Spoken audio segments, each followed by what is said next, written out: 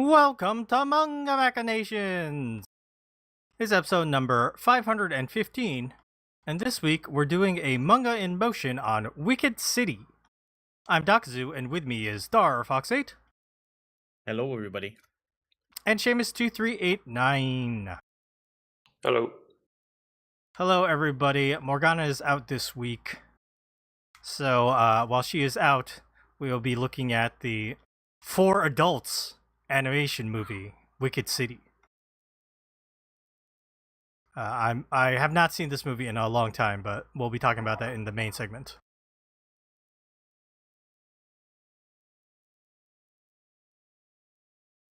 Okay, but first, let me mention that if you want to support Manga Machinations, you can buy us a coffee. Head over to ko-fi.com/mangamac. And you can buy us a coffee to help support our manga projects. Darfox has put up our little splash page up on our live stream because we're recording this episode live on youtube.com/mangamactv. And you can see that our Land of the Lustrous retrospective has been funded by Philip, along with our Berserk Psycho Selection episode. That one's already out, episode 486. You can go listen to that. And we're in the middle of our Oku, the Inner Chambers retrospective, which was funded by Manga Bachu, Vicky Dalton, and Lulu. And thank you to everyone else who has supported us, including Eliz8E8, Chris from Canada, Deluid, Mia, Dr. Meltface, Wyatt, Poor Mexican 72, Liquidus002, Xteen, and Jen. Thank you for supporting Manga Machinations. Very generous, thank you. Mm-hmm. I forgot to mention, we are essentially a book club for manga. Oh, and manga. Yeah, and Darfox is on stream. That's a nice shirt. What kind of shirt is that? It is the Summer Games Done Quick. One of the Summer Games Done Quick Yeti shirts that you could buy, and the proceed goes to charity. A Doctor Without Border. It is specifically the one that has a Zero from Mega Man X5 when he kind of goes evil, sort of. Oh, it's a deep cut for Mega Man fans. Darfox, the ever vigilant Mega Man fan. But it's black and pink, and those are pretty good colors. Mm-hmm. Oh, and happy Labor Day weekend to people in the U.S. because it is Labor Day weekend. Very laborious. Do they have anything like Labor Day weekend in Ireland, Seamus? Nope, we don't have anything in September. We'd have August, first Monday of August would be off. And then the next one would be the last Monday in October. Okay. Yeah, hopefully people are enjoying the end of the summer. Though in my case, I would say it is the beginning of the summer. It is hot. Oh my god. Yes. I was kind of surprised that in general how like cool it was this August, but no, this September, man, this is where the summer is starting. When I need to sleep with air conditioning on, you know it's hot. Damn. I always sleep with air conditioning on. I mean, you're in Florida. I bet that's a given. Yeah, but I thought Hawaii was like hot all around too. No, it was actually like up till now it's been very cool. And a lot of rain since like maybe like March on, just kind of like raining, which always keeps the weather cool. But there was a really bad storm. If you remember last week's episode, my internet kept going out because like the winds. And like the aftermath of a bad storm is always, hey, guess what? Dead air. No wind. Sun. So that's what I've been dealing with at the tail end of this week. How's the weather up there, Seamus? In Chicago. Humid. I guess that makes sense because you're right by the lake. I think it's just I don't know. I think it's generally humid in the Midwest anyway.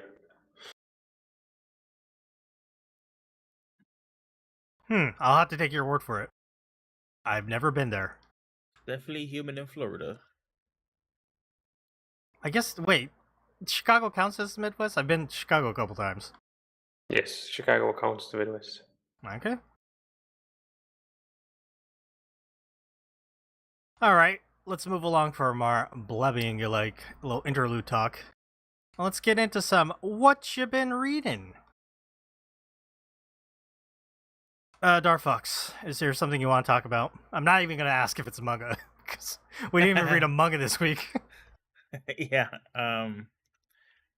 So I finished up. I finally recorded that podcast for Soldier Wanna Read Manhwa Oh, about Jungle nice. Juice, but I have to tease yet again because it's not out. They record like a few weeks ahead of time and they post later. What? What is that? Yeah, That's unlike ridiculous. us who are like crackheads, record and then put up the same day sometimes. I'm going to be putting this episode up immediately after we're done Yeah, recording. we're because we're recording on a Sunday. We're cracked out over here at Manga Mac.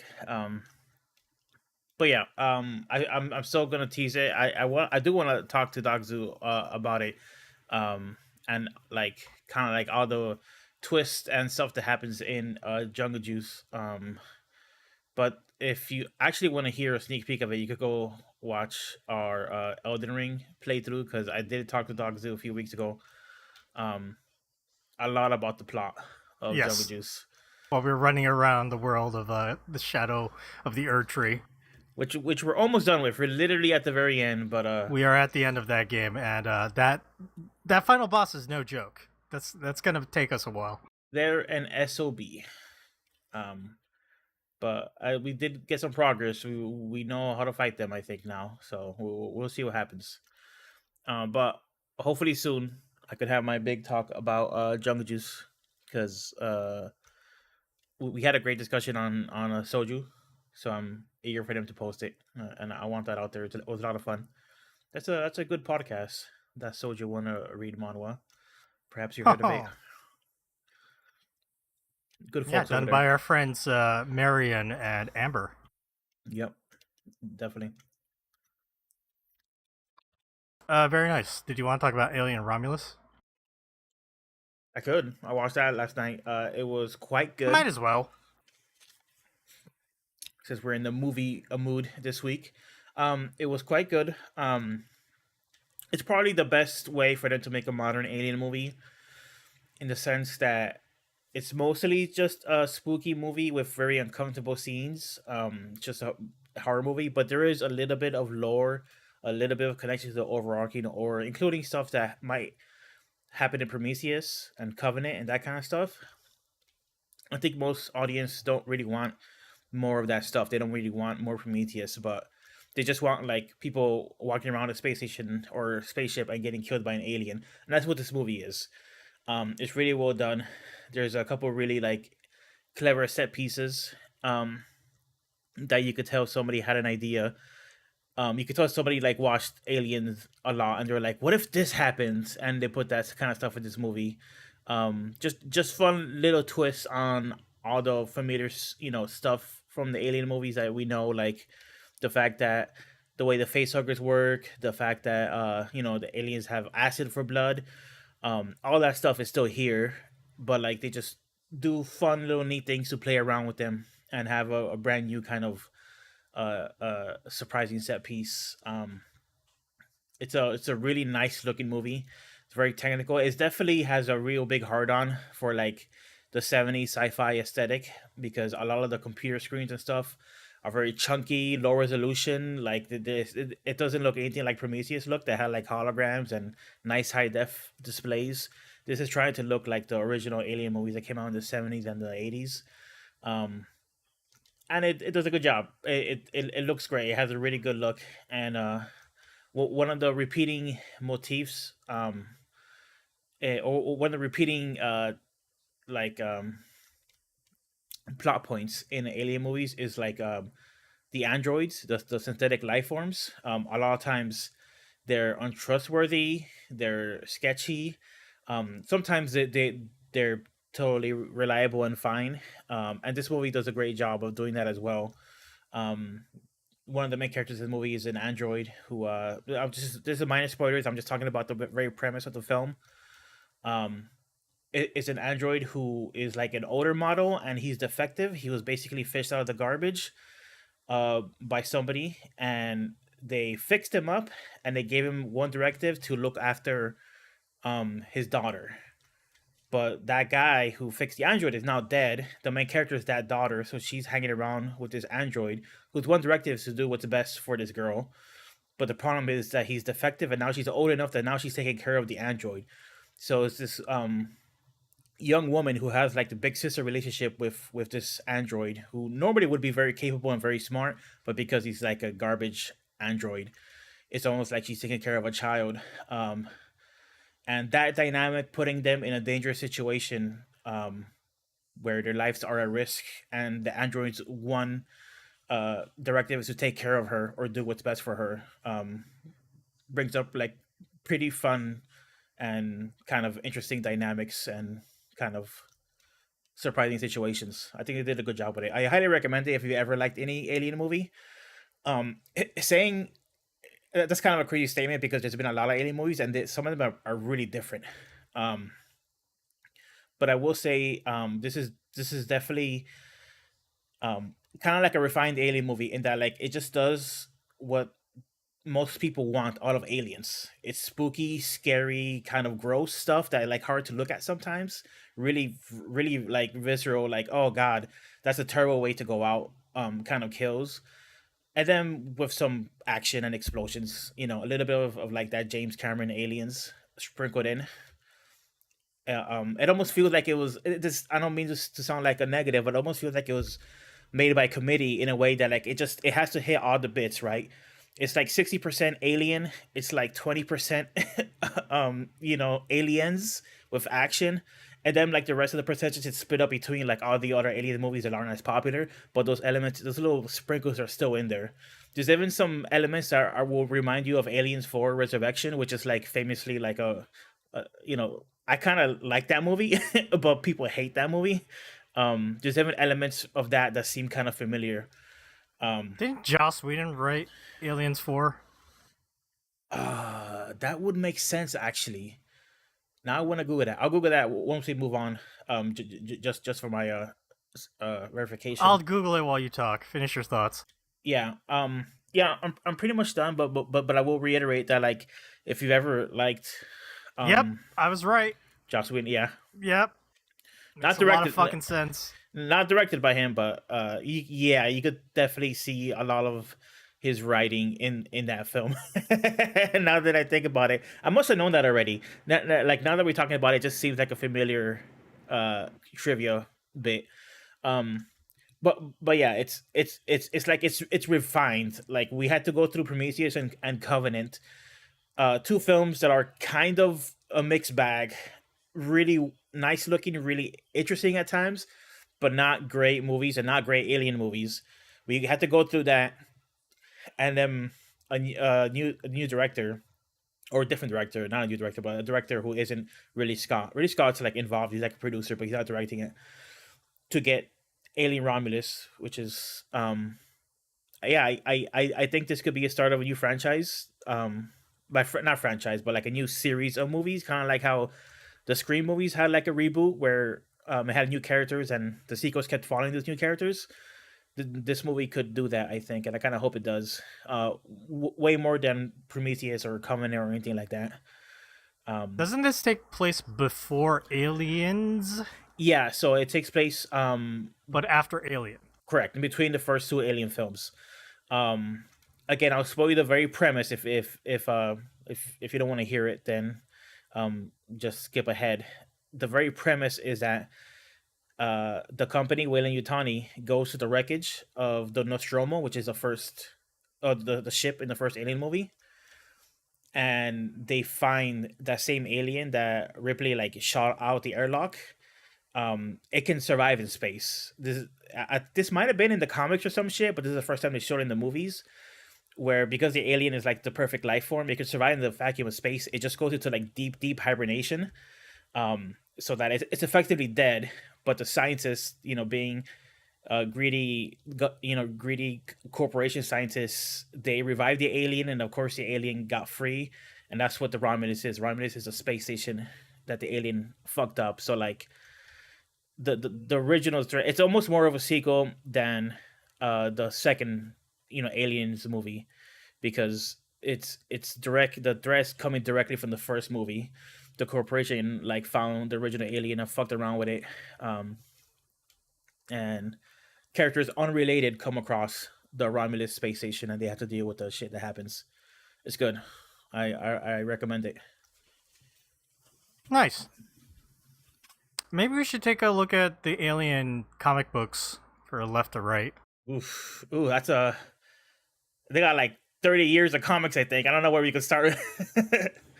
There's that one that Seamus. Didn't you read one by the Oh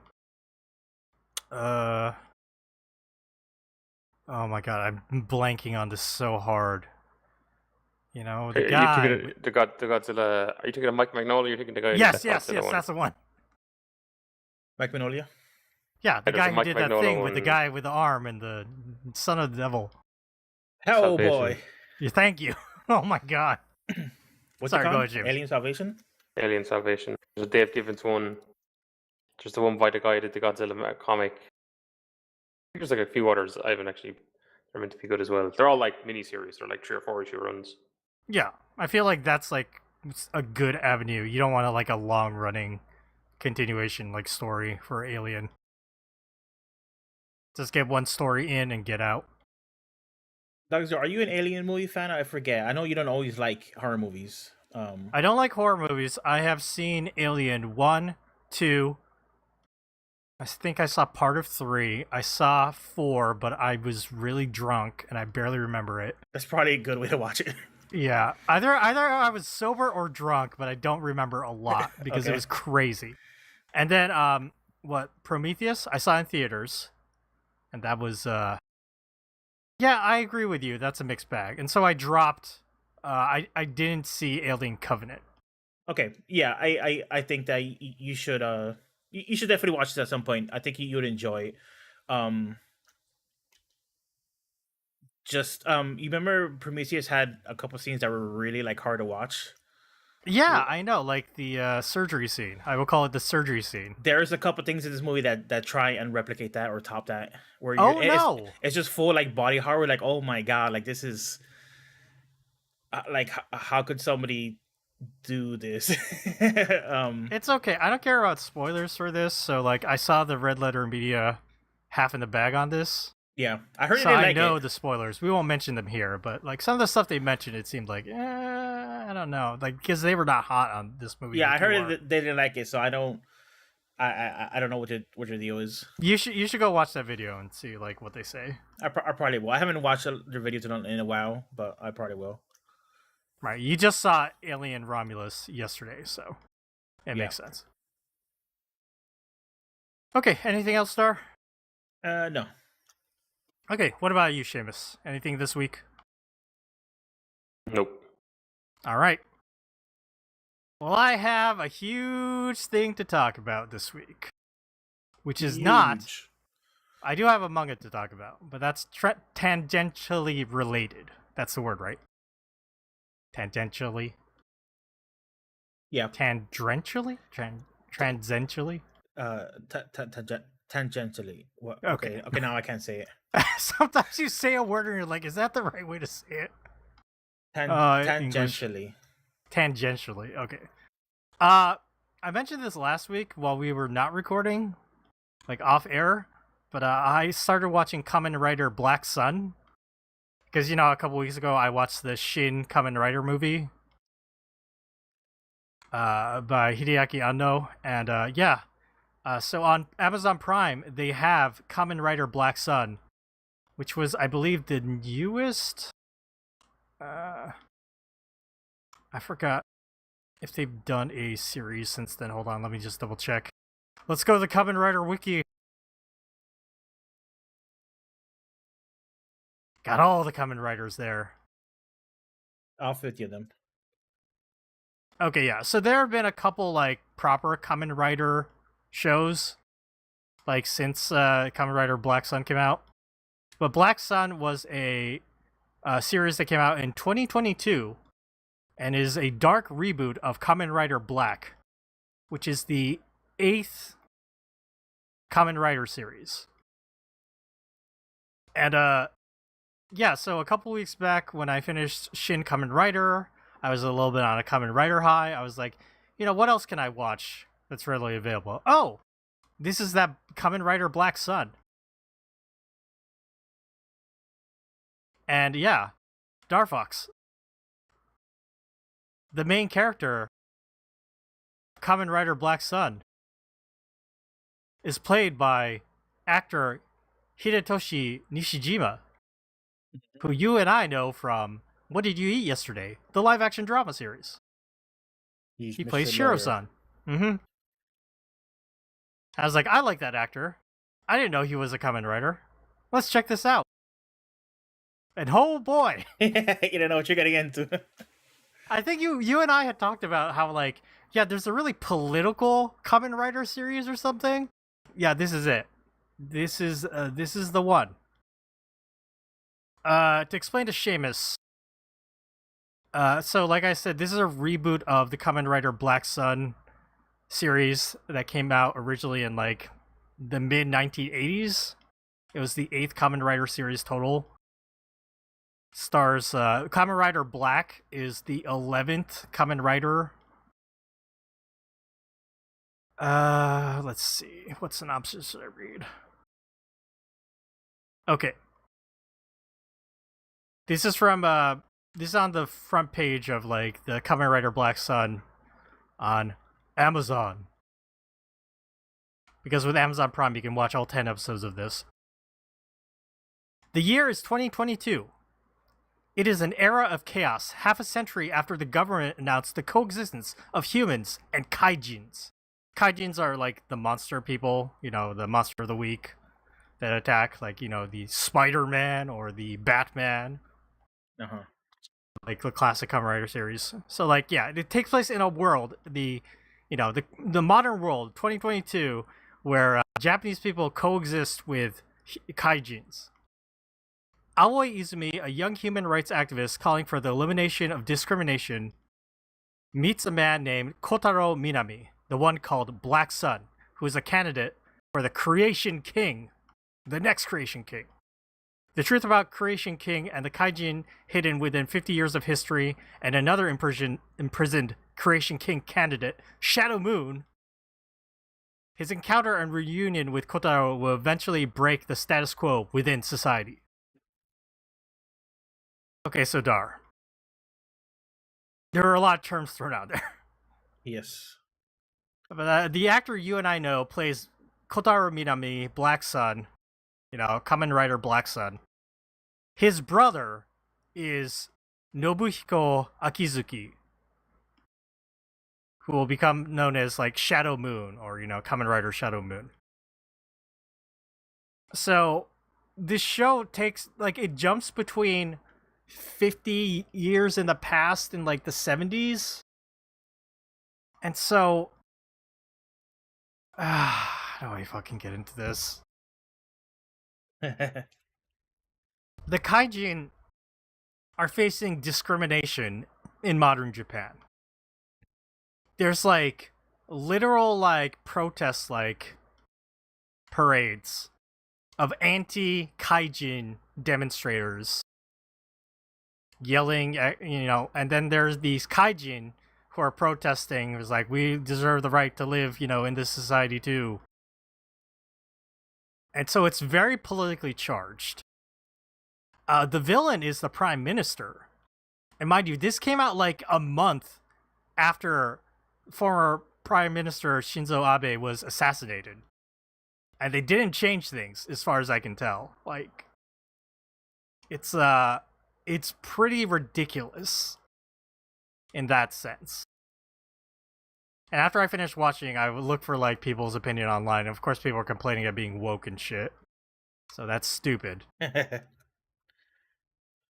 I looked into like, I guess the director was doing a lot of callbacks, not just to like world politics about like, we could say a lot about the alt-right and like, you know, a lot of people in the modern era and their like political activism. But this is actually like the stuff that happens here in Black Sun is a direct reference to actual anti-foreigner protests that took place in Japan. I forgot what year it was, but there was a specific area in Japan where they were having like, it was like known as like a place of like a lot of Korean immigrants, and they had like literal like anti-foreigner like protesters that like were walking the streets with microphones like, get out, get out.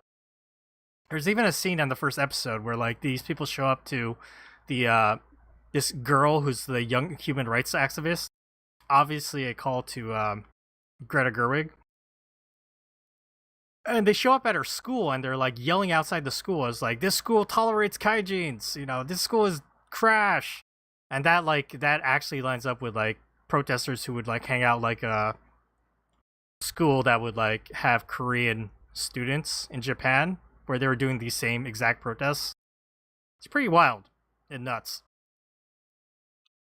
The thing about like the political activism is it's okay, but whenever it showed up, like I was either like uncomfortable because how close it is to like modern like protests. In fact, there's a very specific incident, so I'll talk about later. But or I was just kind of rolling my eyes, be like, okay, now. And I don't know how much like it actually added to the plot. Like, this is like a adult's version of a tokusatsu, or you know, tokusatsu of course is like the, you know, Sentai action shows, you know, Power Rangers, Kamen Rider. A lot of shows that were like aimed at kids. And so this is like an adult reboot, so it's more of a like drama. When Kotaro Minami, who is Black Sun, transforms for the first time, he looks very bug-like, and I was like a little taken aback. I was like, oh shit. He just looks straight up like a, you know, grasshopper monster. But what happens later, Darfox, is he actually transforms into like a more Kamen Rider form. Oh, I should have said at the top of this, like, I'm gonna get into spoilers because I have to. So I think I was just basically giving the premise up till now. But yeah, I'm gonna start getting into like big ass spoilers. So if you don't want to be spoiled, please use the timestamps I'll leave in the descriptions to skip over this if you're interested in watching this. I would say, like, before I get into spoilers, I don't know if I would recommend Kamen Rider Black Sun to watch. It's kind of up to you whether like you're gonna enjoy this or like this or not. I personally found it like okay. I would recommend Shin Kamen Rider way more over this, personally. That's my personal taste. Because I think it's like an easier way to like experience what is cool about like the mask hero Kamen Rider in a modern era, and like very stylistic and interesting. And still dramatic, you know. I think Hideaki Anno did a great job with that movie, so especially after watching Black Sun, because some of the stuff in here is great. Some stuff is cringe. Other stuff is just like, oh, I just don't like it. So, with that said, let me get into some spoilers. Darfox. Yep. The thing about this is, it's a dark reboot, right, of this like kids show. And so there's a lot of horrible shit that happens. There's a lot of blood and violence. I mean, that also happens in Shin Kamen Rider. But like, there's straight up like heads being torn off and blood splatter, and a lot of characters dying. There's a point where like a kaijin kid that's friends with the activist girl, he gets lynched by the hate mob. Ooh, And like, okay. it's yeah. When I just say, you'll have to laugh. But the thing is like, and it shows how like the police are super incompetent. Like in the first episode, they actually like, the police like don't stop like, you know, the anti kaijin protesters, and they actually end up shooting one of the kaijin there because they're like incompetent, and it shows that. But after the kid gets lynched, the police show up to like the, you know, the wake that they're having, and they live in this kaijin like, you know, slums, right? That it's like a bad part of town. Uh-huh. It's like it's underneath like a railroad track, And the police show up and they're like, we need to take the body for like, to check to see of like what happened. And like the father of this poor kid is like, this is all because you didn't stop those haters. And he literally uses the word haters in English. And like, I just can't, like, some of the stuff that actually is said in this show is like, I can't believe it's actually there. I know what like the director's trying to do, but it's like so on the nose. Like the prime minister is evil, right? He has basically teamed up with the kaijin. His great-grandfather back in the 70s struck a deal with the kaijin to be like, oh, I want to incorporate all you kaijin, so I will like protect you because I want your, votes for like politics. But also I'll take control of the Creation King. And Darfox, what the Creation King is, they were trying to make kaijin back during World War II. It turns out like it was all like a Japanese government plan to make humans of mass destruction, which is what they say. And they use like this special stone to implant it in a human and creates this like, there was a solar eclipse and a huge swarm of locusts, and that all made this Creation King a grasshopper kaijin who has the ability to secrete this blue substance that they turn into a drug called Heaven. And this drug, Darfox, Heaven, is what makes new kaijin. And so the Japanese government, this prime minister, has secretly been using this to make more kaijin to sell them off as to different countries as like human bioweapons. Okay.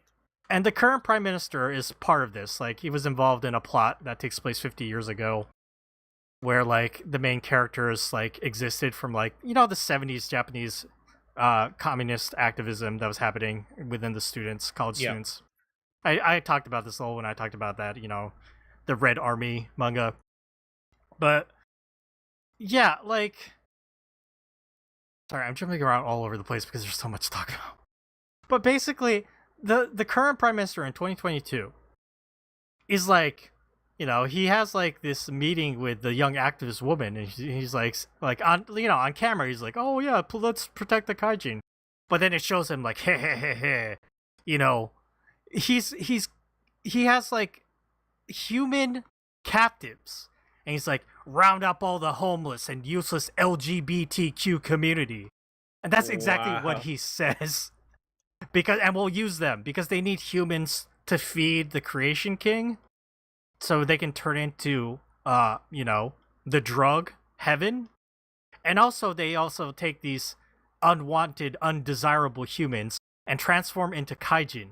And there's a literal like black market like auction that's happening that they show, where a human transformed into kaijin is sold off to like what very looks like a Saudi oil king, like one of those foreign dark human auctions.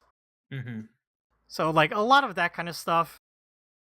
I guess the tie-in to like the 70s Activision is like okay, but considering what I know about like that through the Red Army and tying it now with like the kaijin stuff, it works. But like also I was like, I don't know about this.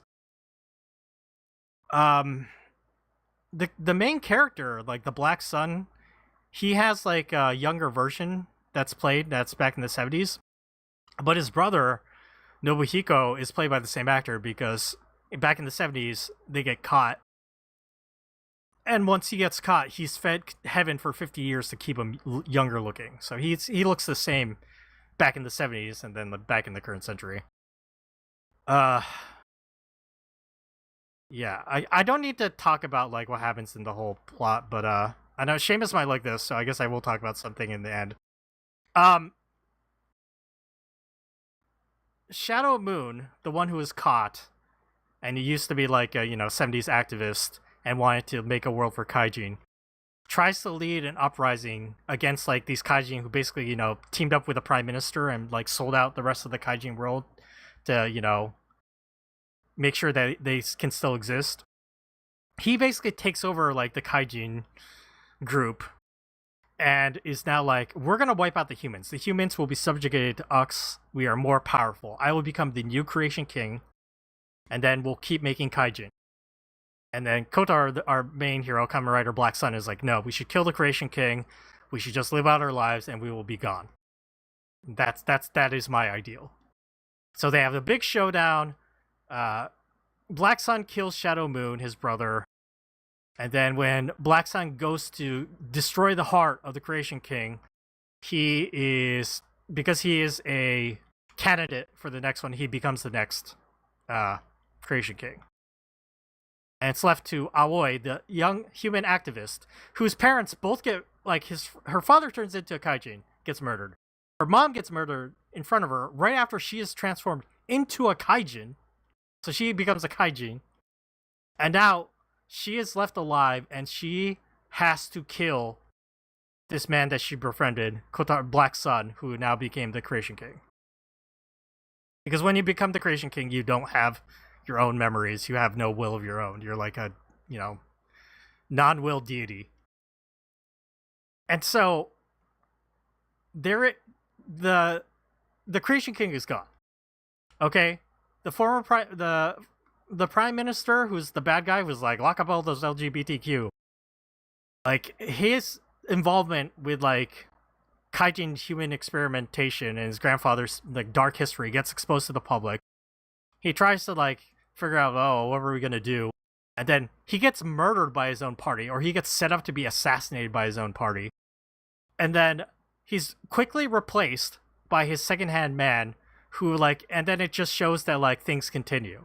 Humans continue to discriminate against kaijin. Nothing has changed. And then, like, the last shot is Aoi, the human activist, is now, taking kids. Sorry. She's taking kids into her new, like, secret hideout and training them to basically be terrorists. It shows them doing fight training, and these are young kids, right? Like, like maybe like up to 12. And they're making pipe bombs, and she's with, like, the remaining, like, adult kaijin that are on her side, and they've set up a new flag, which is a symbol of Black Sun, and they're, like, ready to fight. That is the end. I don't know if that, like, appeals to Seamus. It's like, well, this is the status quo continues, so we gotta go to extreme measures. Time for terrorism. Terrorism's always the answer. I figured Seamus would approve of that. So Black Sun himself just, like, gets killed off in the very end. Yes, because he has to be, because that was part of his whole. So after he gets killed off, then they don't have any more of the Creation King, I assume. They don't have a Creation King. They don't have anything, but so no more new kaijin are being born. However, it hasn't changed the discrimination that we've seen since episode 1, because mostly they do a really good job of showing how, like, most of the general public does not want to get involved. They're very apathetic toward, like, any kind of cause. Right. When the kaijin kid gets lynched, it shows, like, a lot of people just walking by or, like, walking away while he's literally getting beaten to death. Well, here's the thing about the activism thing. I think they went one step too far. In the final episode where they're showing how things have not changed, there is a fucking scene where a kaijin is being subjugated by the police, and he's like, I can't breathe, because they're stepping on his neck. Right. So, straight up George Floyd reference there. Mm-hmm. Which I think, I understand what they're trying to do, but damn, man. Holy shit. I understand it's like, okay, the political alignment of the series is obviously kind of in favor of stuff that I'm in favor, but they're using very kind of heavy subject matters, very triggering imagery that was, to tell a story about monster men fighting, basically. Exactly. So like, X-Men does stories about discrimination, but they don't always, you could do it without having to invoke an actual person who got murdered on the street, like, just a few years ago. Yeah, but that's the boring X-Men stuff. You want the X-Men stuff where they're like mutant ethno-state, fuck humans. Yeah, I mean, they could do that too. And it sounds like at the end they kind of do that in this Black Sun thing. If they made a season 2, it'd be something like that. I But don't think there'll be a season 2. no, that sounds like an ending. That's kind of like an open ending. Yeah. But yeah, I knew it was a very politically charged movie. Or show. I didn't realize it was like that, like ripped from the headlines. And like It is. weirdly like recognizable to us in America. If like, it's a Japanese show, so I mean, a lot of our a lot of discrimination and stuff is universal, but like it kind of feels like it was written. I just hearing from you talk about it feels very like American. The the issues and the discrimination involved. Yeah, but it's weird because when I did the research on this, it seemed like a lot of the politics stuff is direct callouts of like people like Shinzo Abe. It's ironic considering he was assassinated right before this came out. Them being like, oh, his grandfather was a dodgy fucker. I was like, yep, that sounds like Abe. Yep. That's nuts. Yeah. That's so funny. It's pretty wild. But because of those like triggering things that I mentioned, I'm not sure if I would like actually recommend this. I thought it was fairly entertaining. Like the actor who played the main character, Kotaro Minami, he's a great actor. And same with the girl who was like the human activist who ended up becoming a kaijin and then a terrorist. She was pretty good too. It's just okay. There's one character in this show that I was completely like, what the fuck is happening? I was so confused. So back in the 70s, there's a black man named Oliver Johnson, who's a human, but he's on the side of the kaijin, right? And he's fighting for their cause. A lot of bad shit goes down, a breakup between like the activist group, because half the group goes off and strikes a deal with the then prime minister. And then like a splinter group who's like, well, we gotta run away with the Creation King and figure out what the hell to do. Like they betrayed us. This Oliver Johnson eventually has a son named Nick. And Oliver Johnson is killed by the modern prime minister. The one who's like, lock up the LGBTQ. He's actually back in the 70s because he actually gets kidnapped by the Splinter Kaijin group at one point. Ends up striking a deal with them.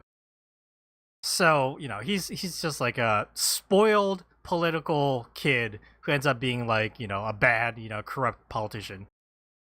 Anyway, Oliver Johnson's kid, Nick, is friends with our activist girl, Aoi. Good Japanese. But here's the thing. Nick, at a certain point, is like, hey, I know where your mom is. Because the activist girl's parents are on the run. They know about, like, the dark secret of the connection of the prime minister with, like, this kaijin and what's happening. So they need to like always be on the run from the Japanese government, or they're going to be hunted down for knowing the dark secret. So Nick is like, "Hey, I know like where your mom is, Aoi. Let me lead you to her." And Nick leads them to a trap. And Nick is like, "I'm sorry, Aoi. I really want to become a kaijin, so I betrayed you." And this is the point where, like, the activist girl's mom gets murdered. And she gets forced and turned into a kaijin. And Nick, like, doesn't even get to become a kaijin because, like, he's like, hey, you promised. And they're like, we don't keep promises. Fuck you, kid. So later, the activist girl, after she becomes a kaijin and all this shit goes down, she sees Nick again. And Nick's like, I'm sorry about what happened. And she's just like, it's okay. I'm glad you're safe. I'm like, what the fuck? Your mom was killed. You got turned into a kaijin. Why did you forgive him so easily? It was absolutely ridiculous. That character and like that plot point. I was like, what?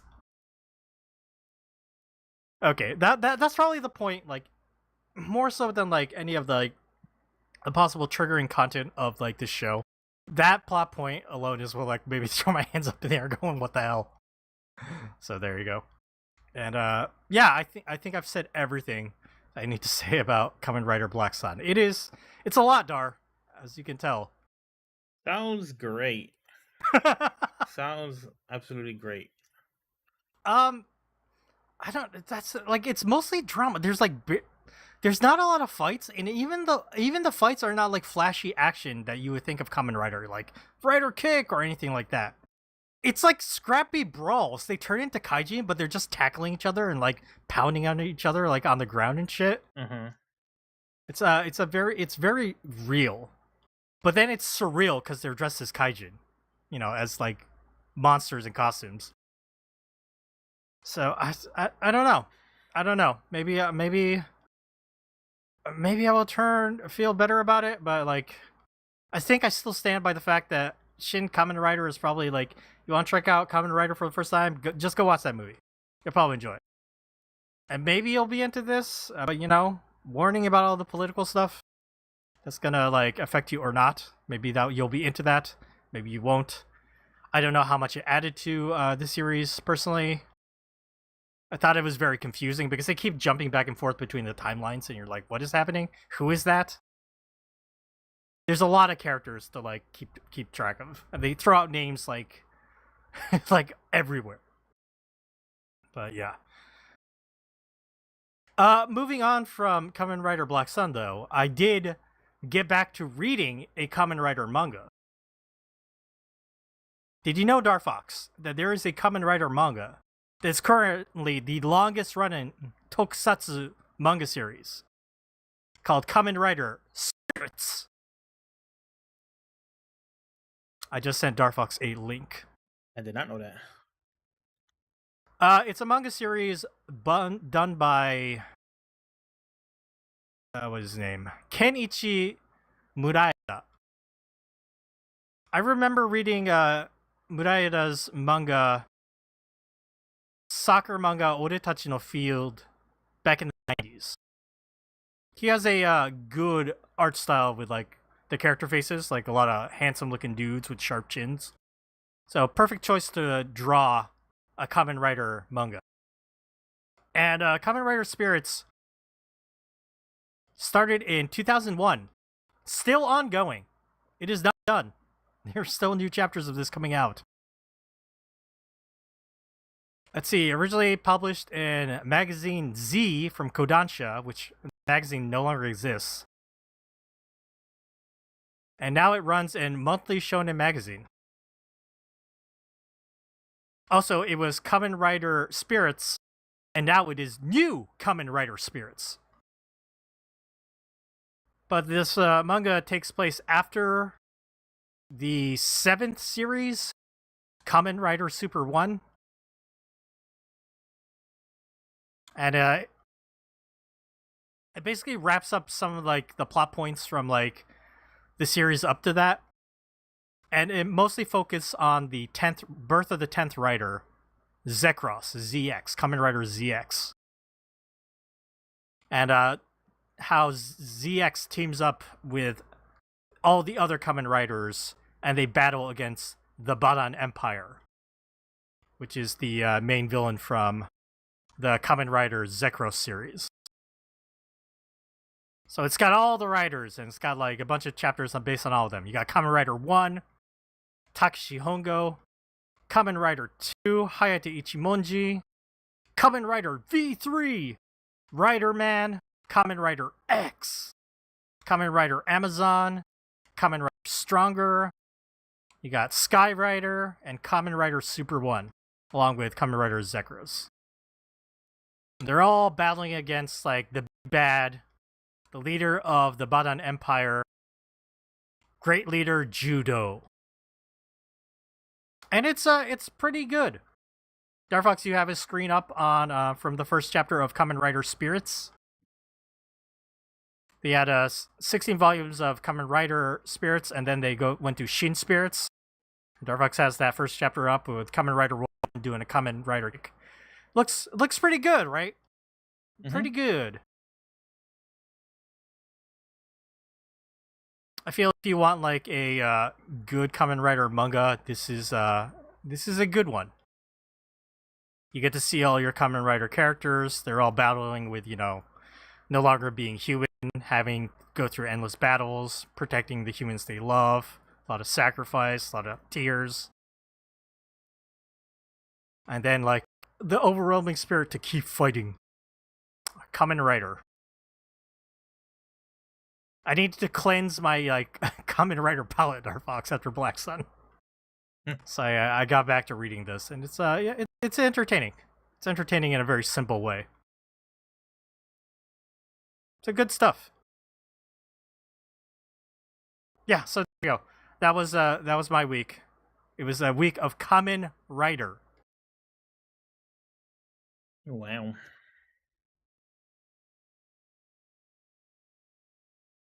Okay, I think we can go ahead and end what you've been reading. And before we get to our main segment, let's talk about next week. So next week is very special.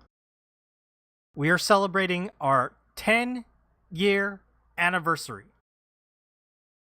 We fucking finally made it to 10 years. Yes. I can't believe this day is upon us. But yeah. Next week we'll be celebrating our 10-year anniversary. We have a lot of special stuff planned. We're going to be reading the Lupin III Manga Greatest Heights collection, put out by 7 Seas. That'll be the manga that we're covering. We're gonna have a guest, Dawn from the Anime Nostalgia Podcast. She will be joining us. Yes. And yeah, come join us next week. Don't miss the episode. Literally in our chat right now. Oh, Dawn is here. Almost like she's guessing at the moment. Yes, Dawn will be joining us in for our podcast next week. And yeah, we'll be talking about a little bit about our 10-year journey as well. I have statistics. Oh boy. Everybody likes the data. Yes. Cold hard data. Cold hard data about what we have done in the past 10 years. So stay tuned for that. Stay tuned for Lupin III Greatest Hits by Monkey Punch. And stay tuned for Dawn from the Anime Nostalgia Podcast, who's in the chat right now. Okay, before we get to our main segment, we're going to take a quick break. It'll be very short. And then we will be talking about Wicked City.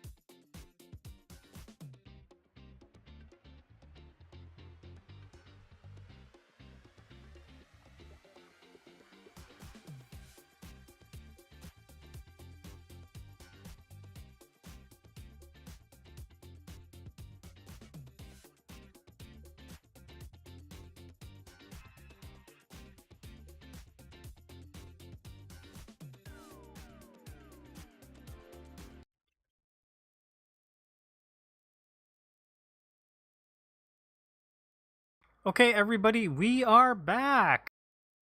It's time for our main segment, a manga in motion on Wicked City. Wicked City is based on the Japanese novel, the Wicked City series by Hideyuki Kikuchi. This film is the solo directorial debut of Yoshiaki Kawajiri. He was the character designer, storyboard artist, animation director, and key animator.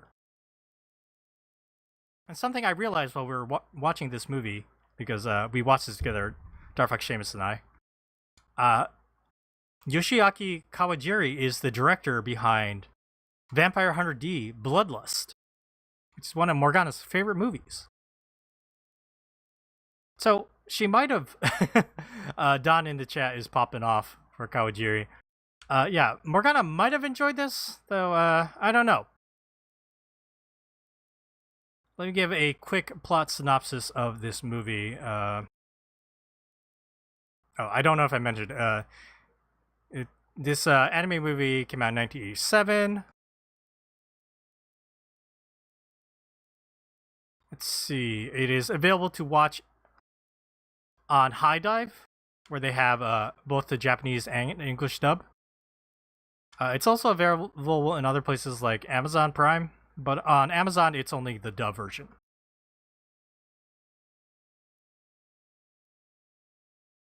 Let's see. A deal must be brokered to preserve the fragile balance of power between our world and a parallel world where demons dwell. A one-sentence synopsis over on High Dive.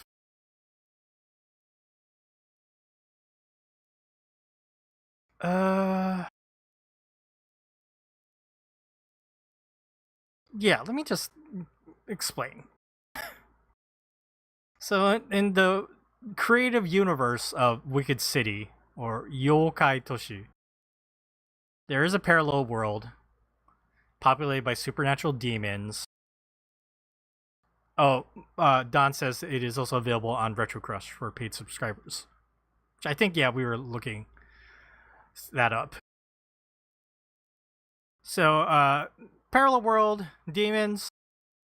The human world is protected by these secret agents known as the Blackguard.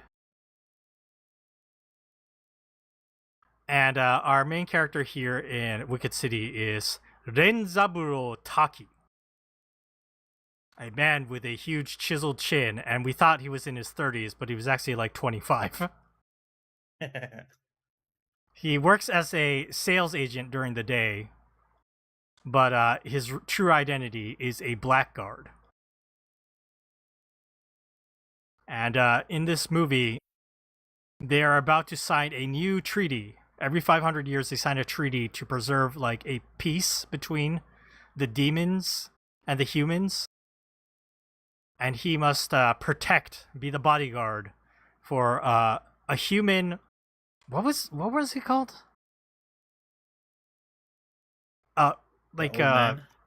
Mystic. Yeah, he was a mystic, but he's like a 200-year-old human named Giuseppe Meyer. Goblin-looking human for sure, and a horn dog old man. And yeah, he has to protect this man before like the treaty is coming up. He's gonna team up with a blackguard from the demon world, a woman named Makie. And yeah, so they have to protect him, and a lot of stuff happens. We'll get to the other plot details later. So, I saw this movie when I was fairly young. My local video store had like an anime section, surprisingly, and they had this movie. And they treated it as an R movie, so like I was still able to rent it when I was like under 18. Because they're like, kids, in the 90s, you're over 15? Sure. Watch an R-rated movie. They weren't too protective of that stuff back then. They were not. And yeah, wow, I was like, whoa, this isn't Hayao Miyazaki. This isn't Castle in the Sky. Holy shit. This is wild.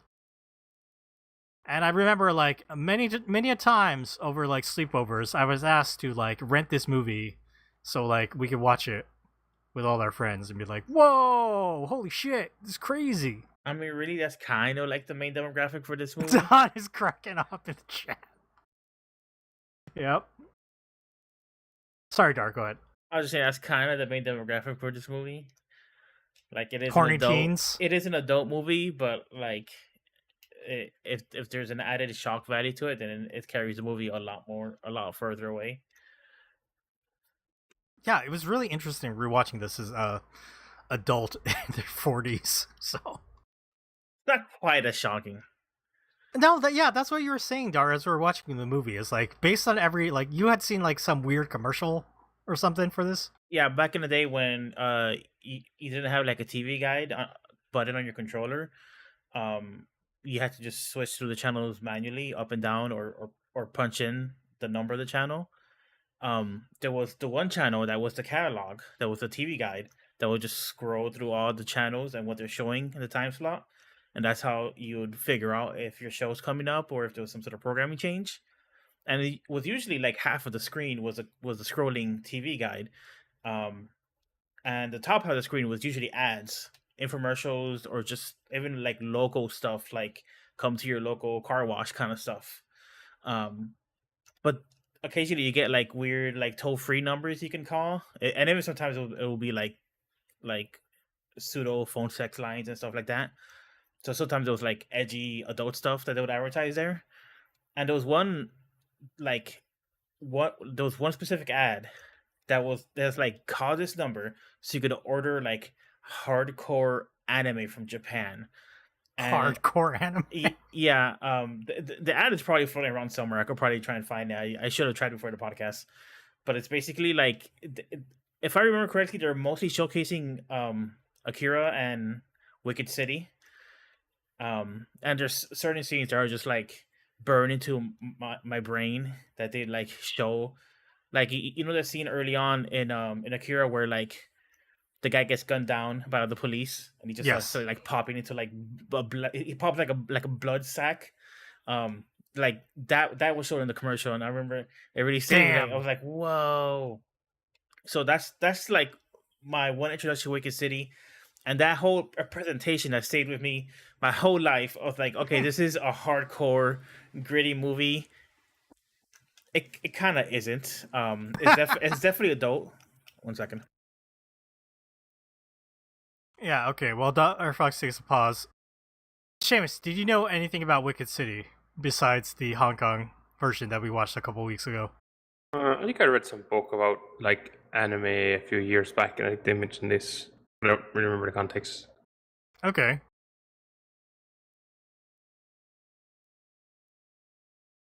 Oh, so Odon in the chat says it was the Columbia House Japanimation ad. Wow. Back in the days where they called it Japanimation. That's probably right. Let me actually just look it up right now. That's funny. While Darfox looks that up, Seamus, let's ask about your thoughts of Wicked City. What do you think of this anime? I think the plot was very much just an excuse for the scenes, but it looked like really good. It was like a lot of blue with red. I think is like the probably what the color palette was like a lot of the time. Oh yeah, like it was almost all blue and red, and very sharp looking blue and red from like whatever remastered version they had streaming up. I don't remember it looking that good when I watched it back in the 90s on a VHS.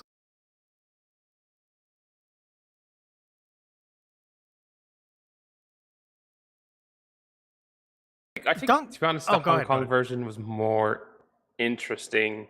But that's because the Hong Kong version was also like, it's a handover movie, so... Yeah, I remember the Hong Kong version having a lot more plot that was, like, intricate. And they also added that one character that was, like, the human blackguards, like... Well, he was, like, a half-human, half-blackguard. He was, yeah. Yeah, and so he was discriminated against by the humans, and he was trying to prove himself.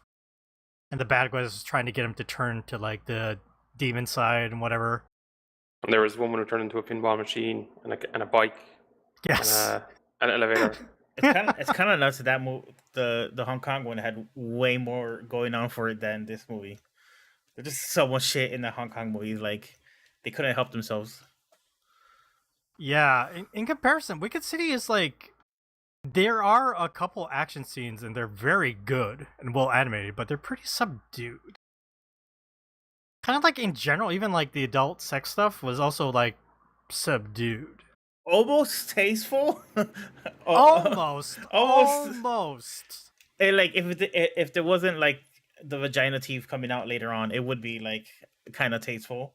But like my wife walked by while we were watching that scene, and she made the most funny face. Like it was like, what the fuck are you watching? I had forgotten about the vagina, the lady who turns into a vagina. Straight up, her from her chest towards the end, yeah. Yeah, like that was crazy. Almost everything else I remembered, but I also that scene in general, like it had the fucking gang rape scene, which was like not pleasant. Don calling it Murphy's Law. My wife walking by. It's funny. They also had that like brief bit where it almost looked like a manga panel. Yeah. That was the scene, yeah.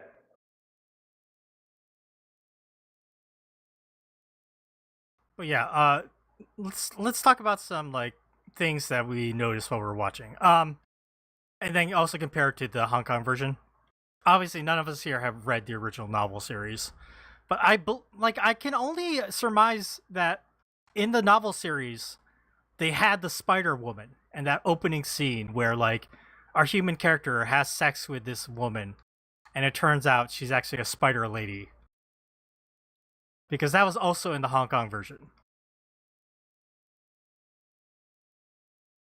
That scene here in the anime, they do something where they make the animation of the Spider Woman walking around, like crawling down the building, super smooth or something like. Yes. Something like that, where like it looked very creepy. And even at the end, where like she sets a trap in the tunnel and captures Taki and Makie, and then she's like finally killed. Like she's on her back and she's like withering, like she's on her back, like moving her legs like a spider would be dying. It was like very unnerving to watch. It was like, ew. Someone did their research. I don't like it. It's gross. Okay, I have updated information. Oh. I looked up the Columbia House anime 90s TV commercial. It's on YouTube, as you might expect. So, false memory. It was never Wicked City. It was Demon City Shinjuku. Yes, okay. I know of that movie. I don't think I've actually seen that one because that wasn't available. Pretty sure this is exactly the same commercial I would watch back in the day because it has that scene where the guy's getting like shot up and popping into blood. But it also has like regular Lotus War and some other stuff. It's like, selling. I don't quite remember that stuff. Area, Zayram, the animation. I don't know if you've seen that one. It's kind of like another classic, like old. Oh, Zayram's awesome. Yeah. There's a live action movie of that. There's an anime movie of that. That's awesome. That movie's awesome. We should watch that. I think I've seen a live action movie. Nice. I think I've actually talked to you about that.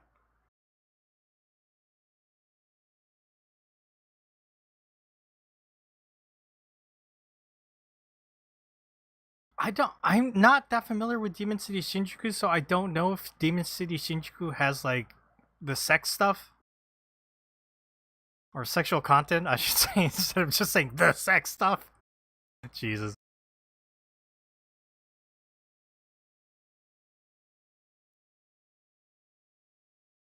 Okay, Don says Demon City Shinjuku was also directed by Kawajiri, and it was written by the same guy.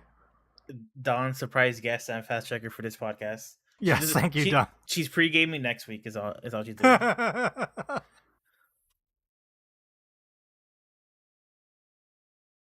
Getting back to Wicked City, what do I want to talk about? Yeah, like Seamus mentioned the coloring. The coloring really popped in this movie. Between like the night scenes of blue and the action was red. It's kind of the best thing about the movie and why you would recommend it. I feel is that it does capture like that '90s anime aesthetic, kind of like um city noir.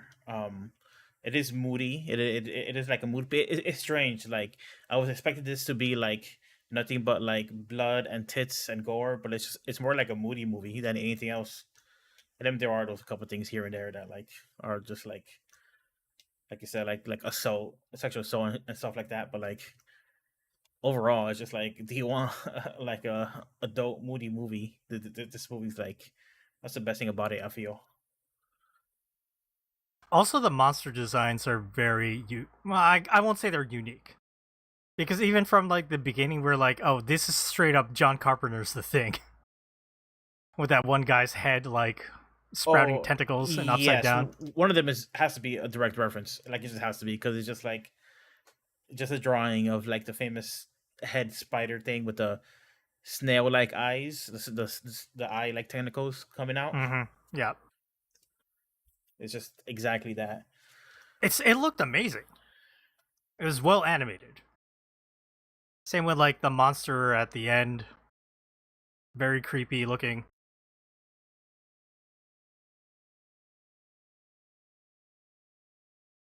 But yeah, I guess like the plot is, Seamus mentioned it being very simple, and it's just like there for like to string us along to like this scene to this scene to this scene. That makes a lot of sense. The Hong Kong movie is more of like the schlock fest than I expected. The Hong Kong movie just has so much random violence and monsters, and like also they have that scene where the woman turns into a motorcycle and the guy rides her, and it's a weird fight between them. It's basically like an assault. As they ride around and he like drives her into a wall. Yep. Like that's the kind of like weird shit I would have expected if in this movie. But it's not in this movie. It's in like the Hong Kong version of the live action, which just makes it so much weirder. That's funny. Yeah, there was only like one scene where like it seemed like the demons were like merging with the walls and stuff. Because when it happened, I was like, oh yeah, this is like the Hong Kong movie. We haven't seen that up till now. Pretty much we see like a lot of Taki using his gun. Which is funny because every time he shoots it, like the blast is so strong, like he like it pushes, like it cracks a wall. And at one point, like he like shoots it so much he goes flying through the wall behind him. Yeah, that'd put so much stress on your elbow and wrist. You'd probably just like tear so much ligaments. I made the joke, like the movie ends with like, you know, he's still hunting down another like demon working as a blackguard, and he shoots his gun, and he's on the roof, and just freezes. I'm like, that man's gonna go flying off the roof. No, it's okay. He twisted his elbow to absorb the recoil. He's a big Metal Gear fan.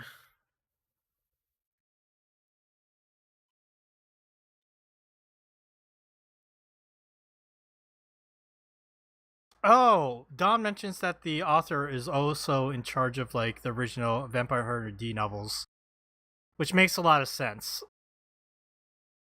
It's like the mix of sci-fi, you know, fantasy schlock with some like, you know, horny stuff for, you know, male readers.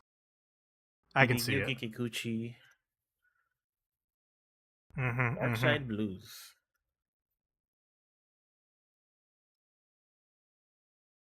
Yeah, Dar, any other scenes from this movie that stand out to you? Any scenes where they're driving around at night? They were all great. Yeah, that's like the main aesthetic. Like, hell yeah, it's nighttime. They're driving. They're on the highway. The lights are going by, animated real well. It looks really slick when they're going through a tunnel. They reused that shot a couple times. It's good stuff there. What about you, Seamus? Any scenes that stand out to you? And the other ones. I thought the bit we were at the airport at the start and just stuff is just like almost appearing out of fog. Like the two guys who attack him and the plane, which is like planes are very big in this movie. Yes. They're fighting They're on fi- that tarmac. Yeah. We mentioned how that would never happen in modern times. Like, no regular people would be allowed on the tarmac.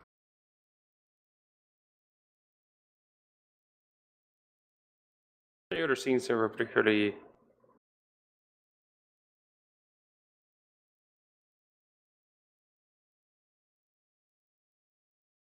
I mean, as far as the fighting goes, you have that scene at the airport. You have the fight at the hotel. I'm not really counting the massage parlor as a fight, because that ends very fast. When they get trapped in the demon dimension with that parasite, which is not really a fight, kind of. There's a big fight with a vagina lady and like the leader of the terrorist demon organization that doesn't want peace. Like, yeah, that's the entire plot. They want to sign the peace treaty, but the terrorist Splinter Cell wants to like interrupt, and they look at like no. The plot, as it turns out, is they want the two of these people to fuck and have a child. That child would be like the new leader. yes, that was the plot. It is a little That weird. was the twist ending. Yeah, that was a little weird because it's like we like examined a bunch of candidates and we saw you to be like the most optimal to create like a good leader for the future. Also, they determined that it would work best if they naturally fell in love, so I guess that implies that they let the demon guard lady, Makie, get kidnapped and gang raped, and it's like, bro. Yeah, it's a little manipulative. Yeah. A little bit of like manipulation and like planned planned conception weirdness. I don't know if it's quite eugenics, but it's weird manipulation of Yeah, I people. think that was conscious eugenics. Yeah. You can tell this was written in the 1980s. I'm going to say I think you can probably jump a lot forward and you'll still find people writing this kind of stuff. I don't think Fair. people being like, hey, we need to like breed some fucking super being quite gone away yet. Yep. I Alright. remember Makie being such a cool character, and then like her role basically exists in this movie to be like fucking assaulted. Thank God they let her get the final blow at the end. When I say blow, I mean like the death. You know, she kills the bad guy. Because she gets pregnancy powers. she gets pregnant. That's true. Jesus. Yeah. Quick pregnancy too. Quick, Yep. not pregnancy. What's the word? Is it conception? Yeah, conception. Oh man, well when we started watching this, it was a slick movie, and I was like, maybe Morgana will like this. Then everything happened to Maki, I was like, ooh, it's a good thing Morgana was not around for this. Even if it was a Yoshiaki Kawajiri movie. Yeah, I mean she's seen plenty of stuff with like just dodgy,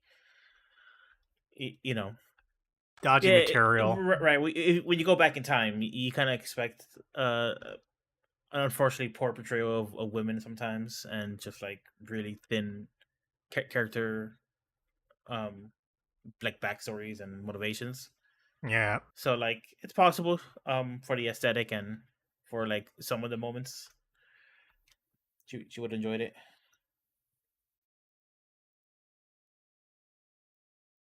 What are both of your opinions on Giuseppe, the goblin human? Annoying. Yeah, I just kind of wish he either wasn't in the movie or just completely different, or so. You know what I'm saying? It's like, okay, there's kind of like multiple bait and switches with this character, right? It turns out he was like a good guy, but at times like he just seems super lecherous and like an asshole, and very selfish, and then it's all reviewed at the end. But it's just like, I don't know, whatever. Just like, I The get it, horny old man was a trope. he's like the I guess he's like the it's weird to say, but he's almost like the edgiest thing in this movie because he's just like Grabbing it's asses. grabbing us, sucking down titties, and just, and just like acting a fool. Yep. It was the thing. Horny old man. You got him in Dragon Ball, Rum in One Half. Sex tourism in action. Yep.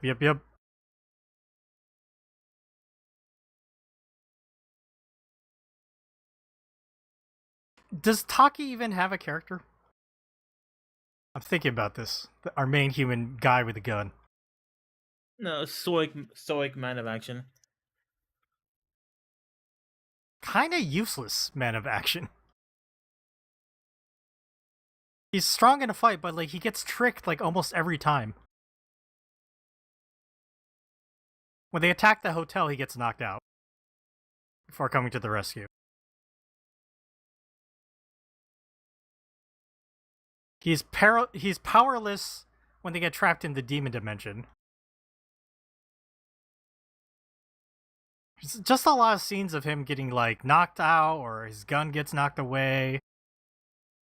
And he's almost like, I'm there. And I had sex. With a spider lady and then with the black art lady for conception. Well, ultimately, he was literally there because it's like, you've got the right kind of sperm we need. Yep. Optimal sperm. Mm-hmm.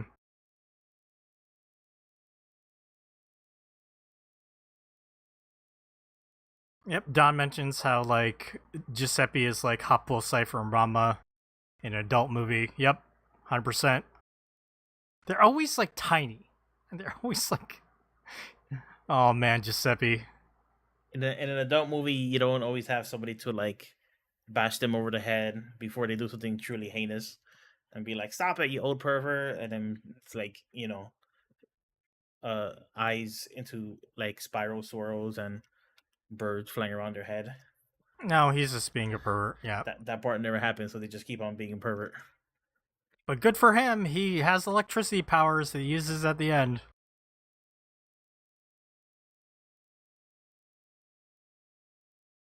Woo. I remember the airport fight from my youth. I remember the fight at the end at the church.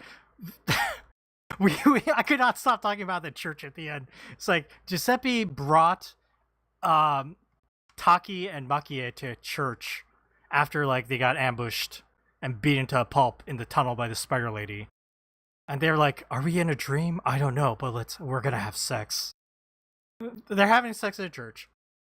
Then they fight in a church, and the church gets blown up. They impale the bad guy on a cross. Like, it's wild shit. But also we can like bust down a church and at the end ring the wedding bells, I guess. Crazy stuff.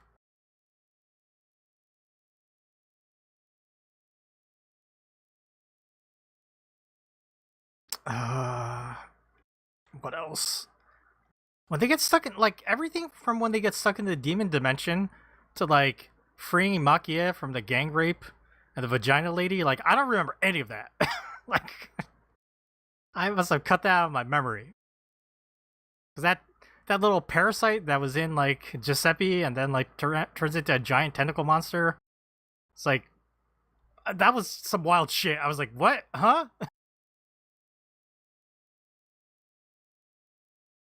Crazy stuff. And like Darfox said, it's compared to the Hong Kong movie, it's not that much stuff happening. But it's because the Hong Kong movie is so over the top. I remember talking to Seamus while we were watching. I was like, wasn't there a scene with like a car and bubbles and like transformation, some weird shit? So much stuff happening in the Hong Kong version.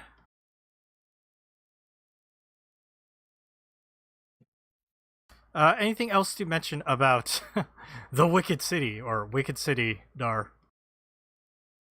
Before we wrap up. Um, yeah, I don't think there's anything specific that else I want to talk about. Just to reiterate that, like, I do recommend it, but it's more just like an animation mood piece. Also, just heads up, it does have like violence and sex and stuff like that. It's just not as much as I expected, personally.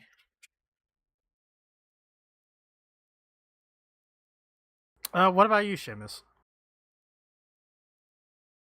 Yeah, like I said, like yeah, like plot wise, it's there to serve as like let's just do stuff that looks cool. I Yeah, don't know. I think I just like the style, I like the look, I like the kind of like the blue, and they're like, oh, throwing a bit of red. yeah. The look, regardless of the contents, the look of the movie is very good.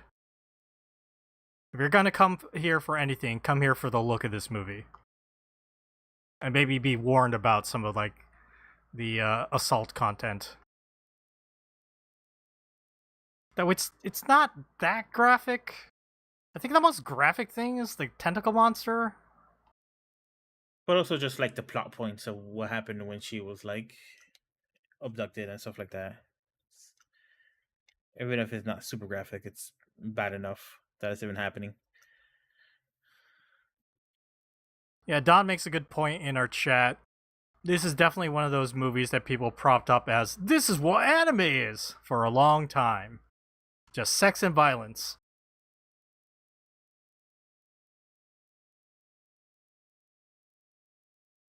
It's funny that this is the type of stuff that was being brought over to the West first.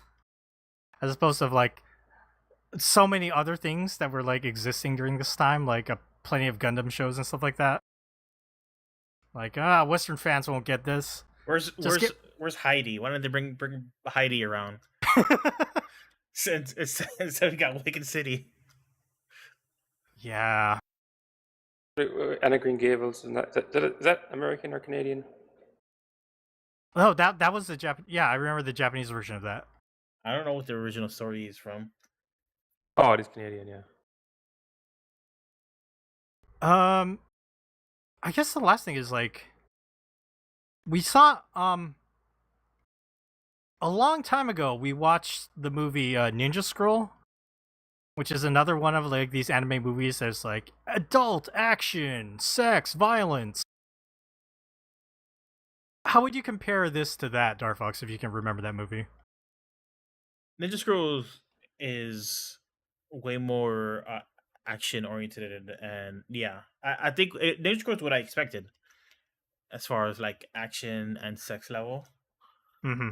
Although I guess this movie has about as much sex as Ninja Scroll, but like everything in Ninja Scroll is way more visceral. This movie is way more chill and moody. Like Ninja Scroll is all about just like it's happening right now. Ah, This man sliced in half. Ah! like red and white flashing background. You know that the aesthetic. white, the clashes of swords against each other. Yeah.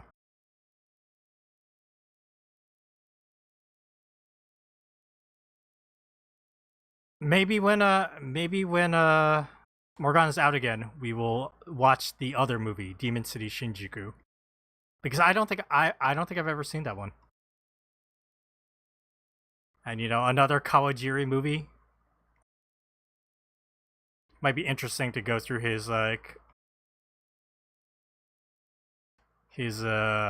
filmography, if you will. Oh no, he did direct Ninja Scroll. Dadoy. God. I thought you said that. No, I said he directed Vampire Hunter D. Bloodlust. Okay, alright, okay. Right, okay, all right, okay. Mm-hmm.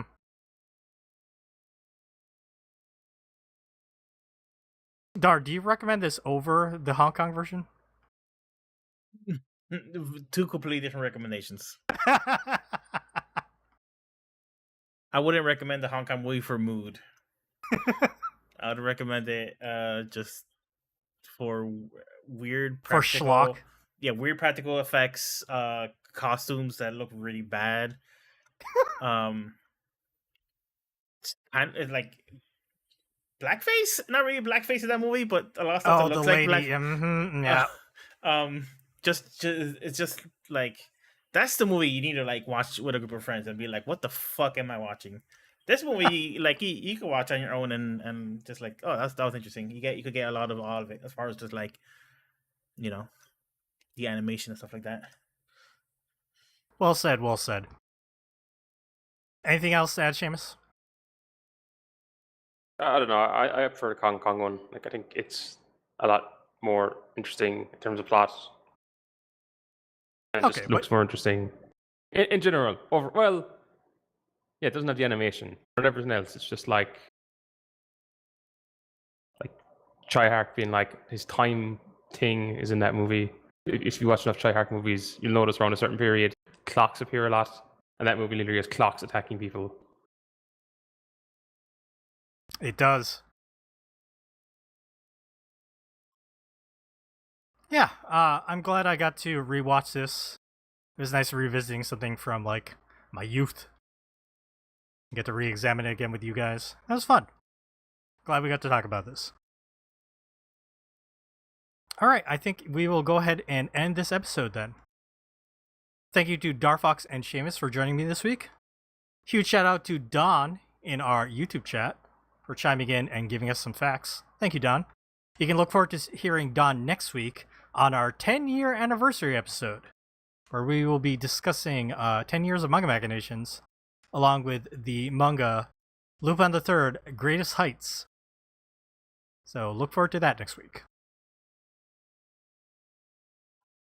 If you enjoyed Manga Machinations, make sure to subscribe to us, review us, rate us on Spotify, Apple Podcasts, wherever else you can find us.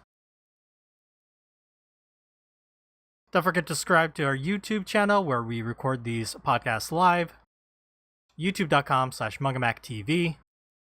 Also subscribe to our other channel, Manga Mac Watches, where we have watch-alongs of anime shows.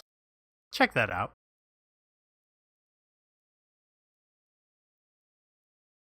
Our website is mangamachinations.com. Our Tumblr is mangamachinations.tumblr.com. Come join our Discord server. Head over to discord.me/mangamac. And you can come talk to us. Or play Mahjong with us on Mondays.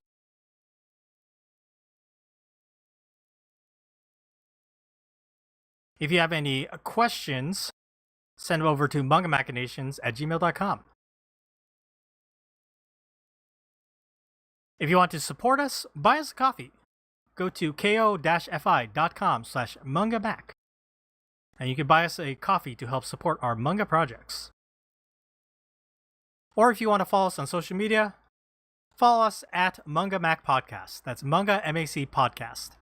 And that's for Instagram, Blue Sky, Twitter, and everything else. You can follow my personal social media at Dakazu, follow Darfox at Darfox8, and follow Seamus at Seamus2389. Remember, Seamus is spelled without an H. Alright, everyone, thank you so much for listening to us this week. Bye bye.